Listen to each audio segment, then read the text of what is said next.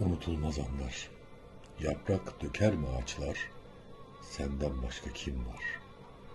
Seni öpmeye geldim. Bir dudak mesafesi var bana. Aramızda ne kadar duvar olsa senin olmaya geldim. El elde birdir. Bu gönül senindir. Gitme gayrı bir yere, koynuna girmeye geldim. Dilimde ismin, kalbim senin. Arşa çıkar inerim, senden başka yok emelim.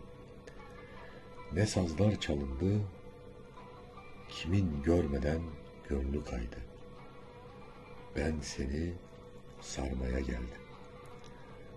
Dualarımda sen varsın, istesen de ayrılamazsın. Artık alın yazımsın, ben seni almaya geldim.